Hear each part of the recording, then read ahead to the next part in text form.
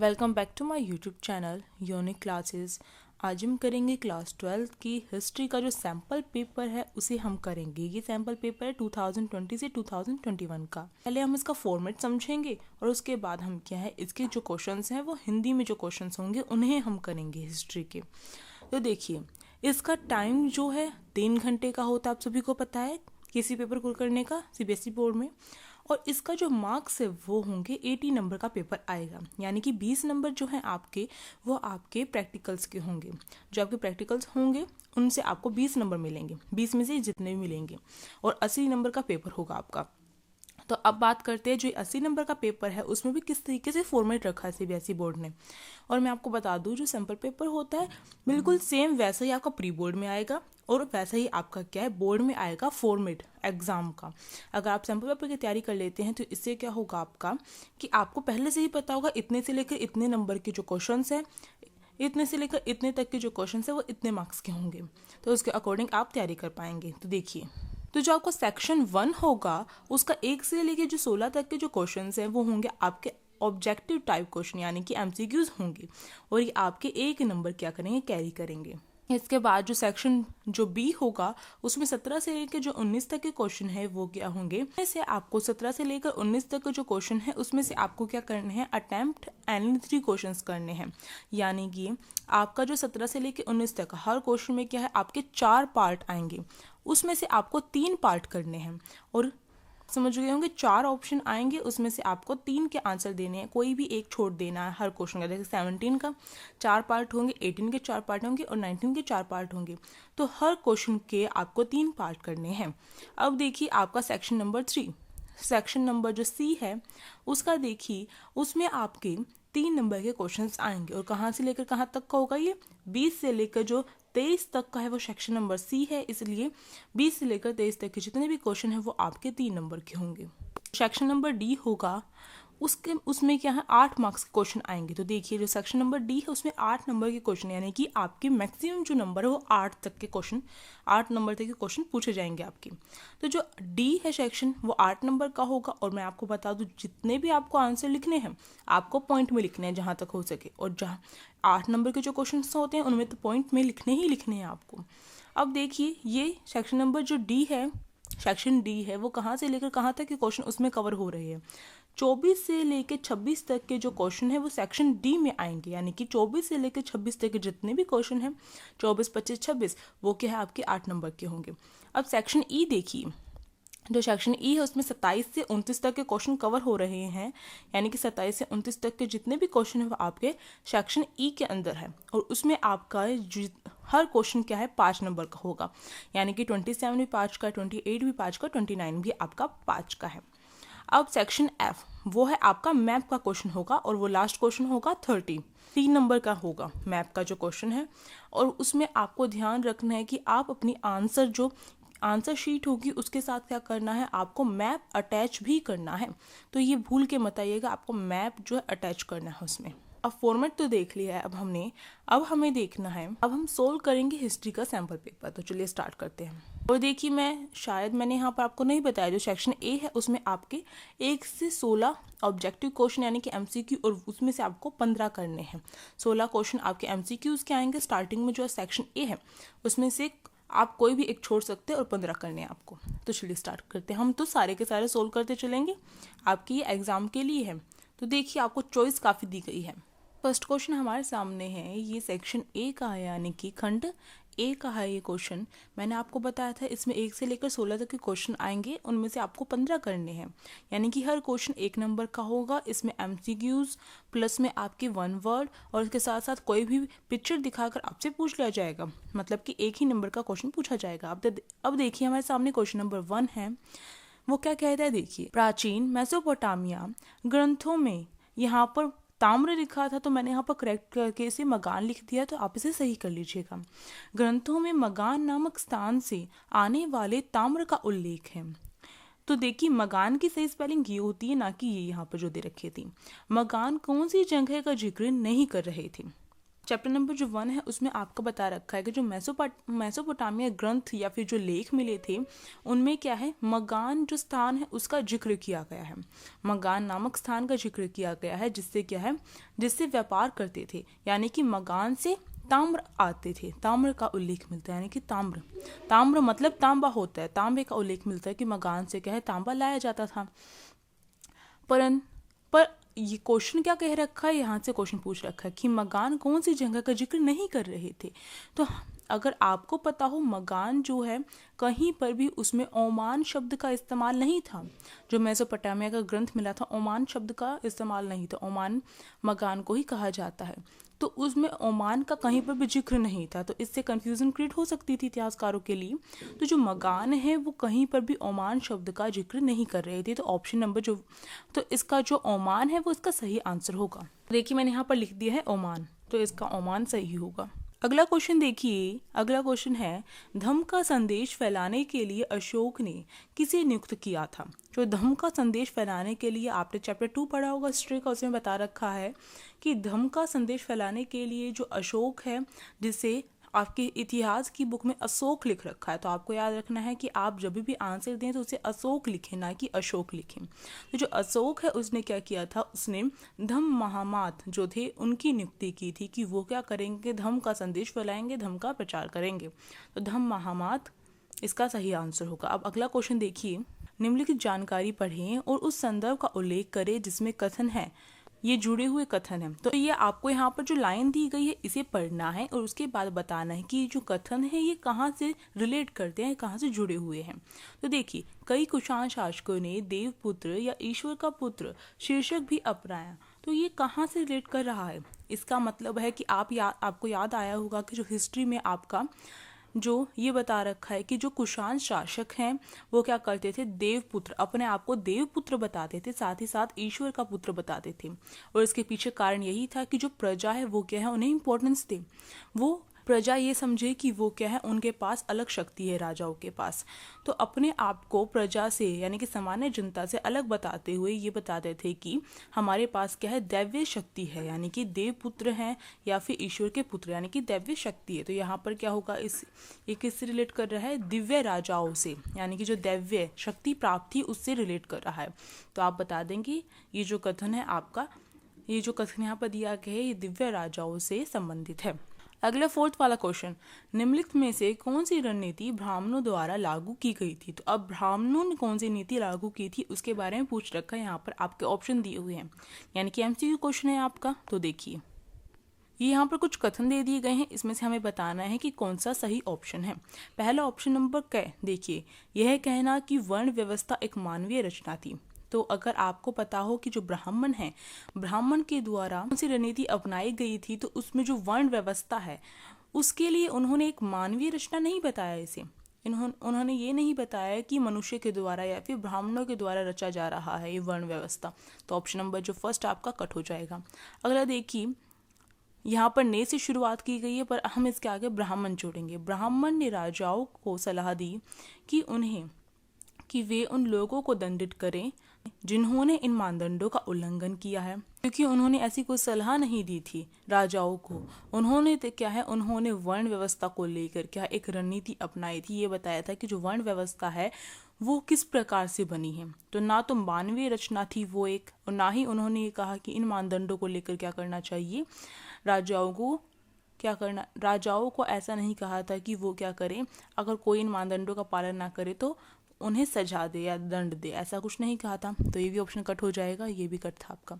सी देखिए, ब्राह्मणों ने लोगों को समझा दिया कि उनकी स्थिति किसके द्वारा निर्धारित की गई थी, जन्म के आधार पर। तो देखिए ये इसका ऑप्शन नंबर जो सी है वो इसका सही होगा। ब्राह्मणों ने यही बताया था कि जो वर्ण व्यवस्था है या फिर जो लोगों को डिवाइड किया गया है 4 भागों में, तो वो किस आधार पर किया गया है, वो उनके जन्म के आधार पर है। जिस कुल में वो जन्म लेंगे उसी कुल का वो हो जाएगा। तो ये बताया था उन्होंने। ये भी देख लेते ऑप्शन, ब्राह्मणों ने लोगों को समझा दिया कि उनकी स्थिति किसके द्वारा निर्धारित की गई थी, व्यवसाय के आधार पर।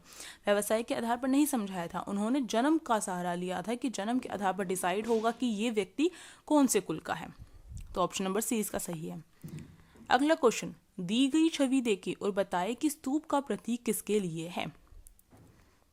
अब यहाँ पर दिया गया है, ये पिक्चर दी गई है और इससे प्रश्न पूछा गया है कि हमें क्या बताना है, हमें बताना है कि जो स्तूप है यहाँ पर जो दिया गया है वो किसका प्रतीक है। तो इसका सही आंसर होगा महापरिनिब्बाण। अब ये महापरिनिब्बाण क्या होता है, ये होता है जब ये बौद्ध धर्म से रिलेटेड है। बौद्ध धर्म में क्या होता था, जो बुद्ध है उन्होंने क्या है धर्म में निवारण प्राप्त करना महापरिनिब्बाण के अंतर्गत आता है। इसमें क्या होता है, निवारण का मतलब है कि अपने आप को जो ये चक्र है इससे मुक्ति दिलवाना, यानी कि कोई भी लालच नहीं रखना, द्वेष नहीं रखना, घृणा नहीं रखनी, तो निवारण प्राप्त करना महापरिनिब्बाण से संबंधित है। ये स्तूप जो नीचे यहाँ पर जो आपकी पिक्चर दिखाई गई है ये महापरिनिब्बाण से संबंधित है।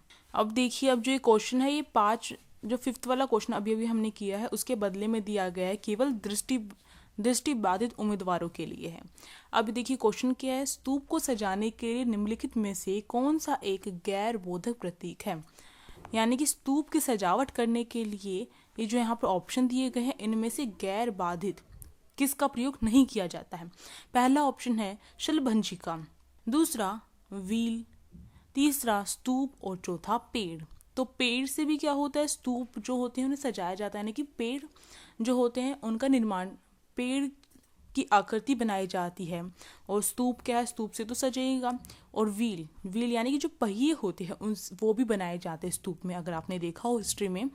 पर जो शलभंजिका है उसे नहीं सजाया जाता है। इसका ऑप्शन नंबर 1 सही होगा, क्योंकि शलभंजिका क्या होता है, बेसिकली जो शलभंजिका है वो एक पेड़ के नीचे जो महिला है उसका चित्रण है। तो ये हर स्तूप में सजाने के लिए एक गैर बौद्ध प्रतीक है, इसे नहीं सजाया जाता है। जो बौद्ध धर्म में जितने भी स्तूप का निर्माण होता है उनमें ये जो शलभंजिका है उसका निर्माण नहीं किया जाता है। तो इसका ऑप्शन नंबर ए इसका सही होगा। अगला क्वेश्चन हमारे सामने है, निम्नलिखित कथन को ठीक करें और इसे फिर से लिखें। यहाँ पर हमें क्या है, गलत कथन दिया गया है, इसे सही करना है हमें। तो पढ़िए, जैन धर्म के अनुसार स्वयं को मुक्त करने के लिए तप और मध्य मार्ग की आवश्यकता होती है कर्म चक्र से। तो ये हमें क्या है, थोड़ा सा गलत दिया गया है, लिखना तो यही है पर इसे थोड़ा ठीक करके लिखना है। तो ये होगा, जैन धर्म के अनुसार कर्म के चक्र से स्वयं को मुक्त करने के लिए तप और तपस्या की आवश्यकता होती है। तो यानी कि हमने क्या किया है, जैन धर्म के अनुसार, ये फर्स्ट हो गया। इसके बाद कर्म के जो चक्र है इसे हमने सेकंड कर दिया है। जो लास्ट में हमारा वाक्य क्या कर रहा था, अधूरा सा कर रहा था, ये पूरा नहीं कर रहा था, इसे क्या है हमने यहाँ पर डाल दिया है। जैन धर्म के अनुसार कर्म के चक्र से, फिर आपका वही का वही आ गया, स्वयं को मुक्त करने के लिए तप और मध्यम मार्ग की आवश्यकता होती है। तो ये आपका हो गया। तो इस तरीके की भी कोई भी कथन आपको गलत दे दिया जाता है उससे आपको सही करना होता है। तो इसके लिए आपको क्या एनसीईआरटी बुक पढ़नी होगी। अगले 7वां क्वेश्चन देखिए, भक्ति परंपरा की पहचान करें जिसने विधवा पुनर्विवाह का समर्थन किया। तो जो भक्ति परंपरा है, ऐसी इनमें जो भक्ति परंपरा दी गई है ऑप्शन में, इसमें से कौन सी ऐसी परंपरा है जिसमें जो विधवा पुनर्विवाह है उसका समर्थन किया गया था, यानी कि उसका पक्ष लिया गया था। जो विधवा होती थी उनका विवाह दोबारा से किया जा सके, तो इसका समर्थन कौन सी परंपरा करती थी। Option number A Alvar, B Nayanar, C जो मतलब कि गै जो है लिंगायत, और जो डी है सिद्धो। इसमें जो लिंगायत गै है वो इसका सही होगा कि जो लिंगायत है वो क्या करते थे, वो विधवा पुनर्विवाह का समर्थन करते थे। इसके साथ साथ जो लिंगायत है उसने क्या किया था, लिंगायतों ने जितने भी जो लिंगायतों के अनुसार जो ब्राह्मणी अवधारणा है वो काफ़ी दूषित है, यानी कि उसमें बहुत सारी कमी है। तो उन्होंने क्या है, उन्होंने जैसे कि जो श्राद्ध संस्कार है उसका पालन नहीं किया था, यानी जो श्राद्ध संस्कार है उसका पालन न करके उन्होंने अपने मृतकों को, जिनकी मृत्यु हो जाती थी, उन्हें वे दफनाते थे। इसके साथ साथ उन्होंने क्या किया था, उन्होंने पुनर्जन्म के सिद्धांत की, दोबारा से जन्म होता है तो उसके ऊपर भी प्रश्न चिन्ह उठाया था। जो वयस्क विवाह है और विधवा पुनर्विवाह है उसका भी क्या किया था, उन्होंने मान्यता प्रदान की थी कि लिंगायत जो है उनके अंदर क्या हो, लिंगायत जो है उनके अंदर वयस्क विवाह भी होगा और विधवा पुनर्विवाह भी होगा। इसलिए तो इसका ऑप्शन नंबर जो गया है वो सही है। तो अगर आपका जो एक क्वेश्चन से रिलेटेड काफ़ी क्वेश्चन तैयार हो रहे हैं तो वो भी आप कवर करते चलेंगे। तो देखिए अगला क्वेश्चन हमारा क्या है, कर्नाटक में वीरशैव परंपरा के बारे में जानने का स्रोत क्या है। तो ये दोनों के दोनों क्वेश्चन जो आपके भक्ति सूफी परंपरा चैप्टर नंबर 6 से पूछे गए हैं। तो जो कर्नाटक में वीर शैव परंपरा के बारे में जानने का जो स्रोत है वो कहाँ से मिलता है आपको। तो वीर शैव परंपरा के बारे में जानने का जो स्रोत है हमें कन्नड़ भाषा में स्त्री और पुरुषों द्वारा रचे गए जो आंदोलन के बारे में रचा गया है, तो वह चीज़ें हमें कन्नड़ भाषा में मिलती हैं। यानी कि हम कह सकते हैं कन्नड़ भाषा में जो कथन कहे गए हैं या फिर जो रचनाएं हुई हैं उनसे हमें वीर शैव परंपरा के बारे में पता चलता है जो कर्नाटक में हुई थी। तो इसका क्या होगा, कन्नड़ भाषा में रचे गए कथन या फिर लेख या रचनाएं। अब देखिए 9th क्वेश्चन हमारे सामने, नायक और अमर नायक के बीच अंतर करें। कि नायक क्या होते हैं और अमर नायक क्या होते हैं, इनके बीच में अंतर करना है। और ये एक ही नंबर का है, तो मैं आपको जो है ये एक ही नंबर का क्वेश्चन है, तो आपको क्या है, बस आपको एक अंतर बता के भी छोड़ सकते हैं आप, पर मैं आपको इसका पूरा अंतर करवाऊंगी। क्या पता अभी एक नंबर में आया है, बाद में 3 में 4 में, मतलब जितने भी नंबर का होता है इससे ज़्यादा उसमें पूछ लिया जाए। तो देखिए इस तरीके से भी क्वेश्चन पूछा जा सकता है, नायक और अमर नायक कौन थे, यानी कि इनका डिफरेंस पूछ रखा है बीच में, और पूछ रखा है आगे क्वेश्चन आपका विजयनगर के प्रशासन में उनकी भूमिका का वर्णन कीजिए। तो हम ये दोनों ही क्वेश्चन यहाँ पर कवर करते हुए चलेंगे, क्योंकि मैंने आपको ये कहा है जितने क्वेश्चन तैयार हो रहे हैं इससे रिलेटेड जितने हम अभी करके चलेंगे। और इसके बाद अगर आपको मोस्ट रिपीटेड क्वेश्चन की वीडियोस चाहिए तो आप मुझे बता सकते हैं, मैं कोशिश करूंगी। तो देखिए नायक क्या थे, सबसे पहले हमें नायकों के बारे में देखना है। तो नायक क्या करते थे, किलों पर नियंत्रण करते थे। और जो अमर नायक हैं वो क्या है, वो राज्य के जो राज्य क्षेत्र है उस पर उनका नियंत्रण रहता था। दोनों का अंतर ये हो गया है। और जो नायक होते थे इन्हें कोई स्पेशल पावर नहीं मिली हुई थी, बल्कि ये क्या है, इनके पास सशस्त्र समर्थक होते थे, यानी कि जिनके पास शस्त्र होते हैं वो इनके क्या थे, समर्थक में थे, इनके सपोर्ट में थे, वो इनकी हेल्प करते थे नायकों की। वे जो नायक हैं वे स्थान स्थान पर घूमते रहते थे और कभी कभी उपजाऊ भूमि की तलाश में किसान भी उनका साथ देते थे। यानी कि जो नायक है वो क्या करते थे, अलग अलग स्थानों पर घूमते थे, कभी भी एक स्थान पर टिके हुए नहीं रहते थे। और क्यों घूमते थे, उपजाऊ भूमि की तलाश में भी, क्योंकि किसान भी इनका इनडायरेक्टली बताया गया है कि जो किसान है वो भी इनका समर्थन करते थे, तभी तो इनके साथ घूमते थे। तो किसान भी क्या इनका समर्थन करते थे, क्योंकि इनके साथ घूमकर क्या है, अगर वो कहीं पर जाएंगे नायक तो उनके साथ किसान भी जाएंगे, जिससे उन्हें उपजाऊ जो भूमि है वो भी उन्हें प्राप्त हो जाएगी। तो हमें पता है घुमक्कड़ जो किसान थे इस तरीके के किसान है।